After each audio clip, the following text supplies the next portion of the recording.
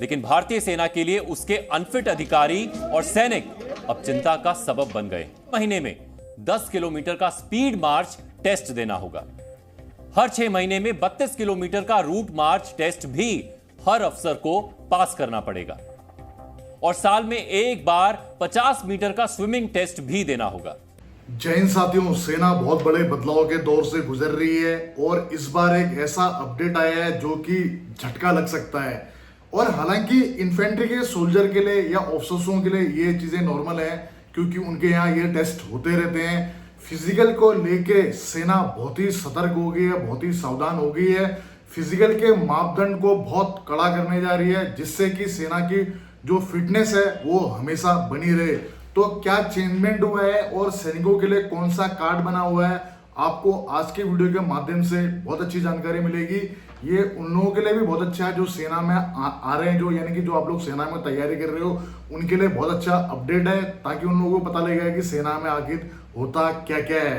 दोस्तों, अभी लेटेस्ट खबर निकल के आ रही है कि सैनिकों का यानी कि ब्रिगेडियर तक के जो रैंक हैं, चाहे वो ओआरएस हो, चाहे वो जेसीओज हो, चाहे अधिकारी हो, ब्रिगेडियर लेवल तक का उनका सालाना फिटनेस टेस्ट का एक कार्ड बनेगा जो कि APFAC कार्ड बनेगा। यानी कि इसका मतलब होता है annual physical fitness assessment card. यह बनेगा। इस कार्ड के तहत क्या क्या कार्रवाई होंगी आपको बताता हूं कि सेना में आपके पता ही होगा कि 2 मुख्य इवेंट होते हैं। पहला इवेंट होता है आपका BPET जिसका फुल फॉर्म होता है आपका बैटल फिजिकल एफिशिएंसी टेस्ट, ठीक है। उसके बाद दूसरा होता है आपका PPET। और दोनों में क्या डिफरेंसेस होते हैं, एक होता है आपका वेपन और इक्विपमेंट के साथ में आपकी रनिंग, और एक होता है आपका विदाउट वेपन लेकिन उस वक्त थोड़ा टाइम ज्यादा हो जाता है रनिंग का। तो सबसे पहले लेते हैं आपका BPET का। तो BPET में आपके कौन कौन से इवेंट होते हैं। पहला होता है आपका इवेंट 5 किलोमीटर की दौड़। आपका पूरा इक्विपमेंट होगा, कॉम्बैट ड्रेस होगी, आपके पीछे हैवरसेक लगा होगा, इसके अंदर में कई आइटम्स होते हैं आपके, वाटर बोतल, रस्सी, आपका मिस्ट्रीन, कई चीजें होती हैं। उसी प्रकार आपके लॉन्ग शूज होते हैं, हाई एंकल शूज, आपका वेपन होता है, आपकी कैप होती है। 5 किलोमीटर की दौड़ होती है जो कि आपका एक्सीलेंट टाइम होता है 25 मिनट, जो कि आपको 25 मिनट के अंदर में आना होता है और एज के अकॉर्डिंग इसमें छूट मिलती है।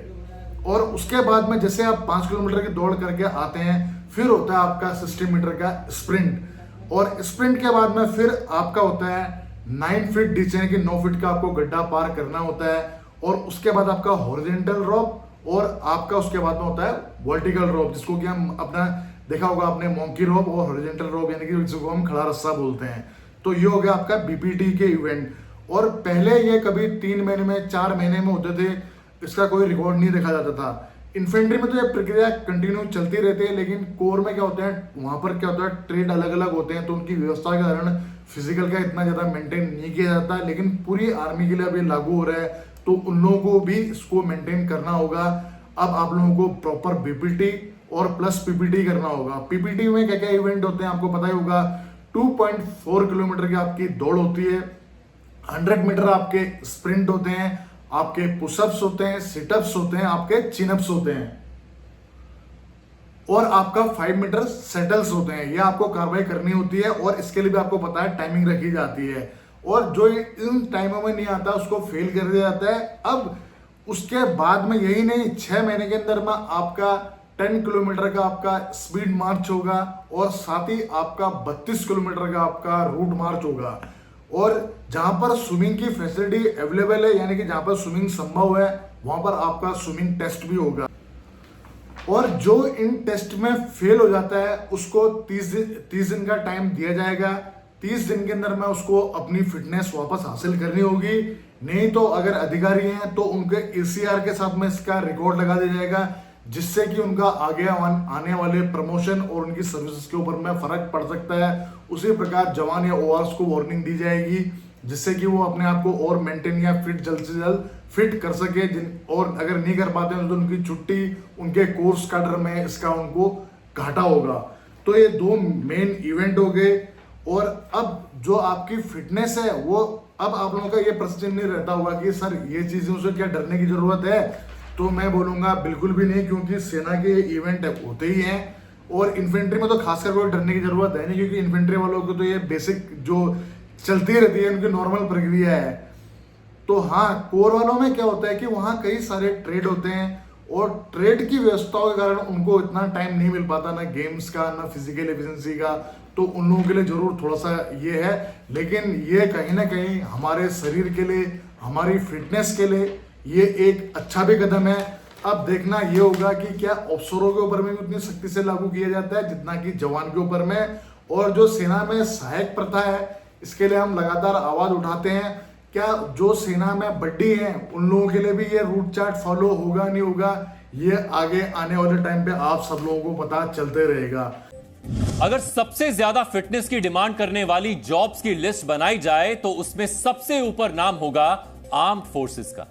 लेकिन भारतीय सेना के लिए उसके अनफिट अधिकारी और सैनिक अब चिंता का सबब बन गए, क्योंकि भारतीय सैनिकों और अधिकारियों में लाइफस्टाइल रिलेटेड बीमारियां बढ़ रही हैं। इससे छुटकारा पाने के लिए सेना ने एक नई पॉलिसी तैयार की। नई पॉलिसी के मुताबिक अब मौजूदा फिटनेस टेस्ट के अलावा हर अफसर को 6 महीने में 10 किलोमीटर का स्पीड मार्च टेस्ट देना होगा। हर 6 महीने में 32 किलोमीटर का रूट मार्च टेस्ट भी हर अफसर को पास करना पड़ेगा। और साल में एक बार 50 मीटर का स्विमिंग टेस्ट भी देना होगा।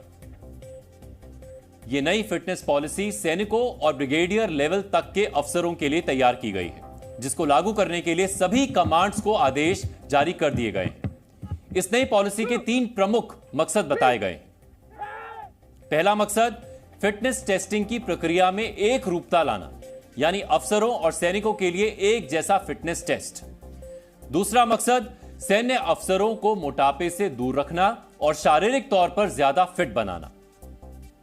और तीसरा मकसद जीवन शैली से जुड़ी बीमारियों जैसे शुगर, ब्लड प्रेशर की बीमारियों को कम करना। तो सेना की ओर से एक अच्छा कदम है। और साथ ही आप चार्ट देख लीजिए, आपकी हाइट के अकॉर्डिंग आपका वेट ये होना चाहिए। देखिए ये आपका पूरा वो है, आप इसका स्क्रीनशॉट ले सकते हैं। साथ ही आपके बीपीटी में कौन से इवेंट होते हैं, आप उसकी लिस्ट ही है, इसका भी आप स्क्रीनशॉट ले सकते हैं।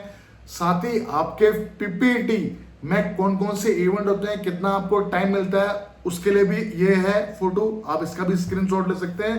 अब बताता हूं कि इनकी जरूरत क्यों पड़ी। दिल्ली की बदलती हुई दिनचर्या और कोविड के बाद में आपने देखा होगा हार्ट के कई मामले आ रहे हैं। पहले हार्ट के जो मामले आते थे वो +40 वालों को आते थे, आजकल 18 साल वालों को हार्ट अटैक आ रहा है। तो कहीं ना कहीं एक शरीर का आपका वजन मेंटेन रहे, फिटनेस आपकी मेंटेन रहे, क्योंकि फिटनेस से बहुत सारी बीमारियों पे काबू किया जा सकता है। और सेना तो फिटनेस का दूसरा नाम है, इसलिए सेना में फिटनेस के जो नए नियम है ये और सख्त हो गए हैं, ताकि आने वाली बीमारियों से बचा जा सके। इस टेस्ट को लेके ज्यादा घबराने की जरूरत है नहीं। तो पहले जो है सेना में टेस्ट होते थे, ये उनके कमांडिंग ऑफिसर्स या उनके एडजुटेंट, जो कि सेना में दंडपाल बोलते हैं, उनकी देखरेख में होता था। लेकिन अब जो ये टेस्ट है, ये इनका जो प्रेसिडिंग ऑफिसर होंगे वो होंगे आपके ब्रिगेडियर रैंक के अधिकारी। इनकी प्रेजेंट में आपको ये टेस्ट देना होगा। आपका बीपीटी, पीपीटी, आपका स्पीड मार्च, आपका 32 किलोमीटर का रूट मार्च, और जहां संभव हो सके वहां पर आपका स्विमिंग टेस्ट। तो आप लोग इस टेस्ट को लेकर क्या सोचते हैं, अपनी राय कमेंट्स में जरूर दें। जय हिंद, जय भारत।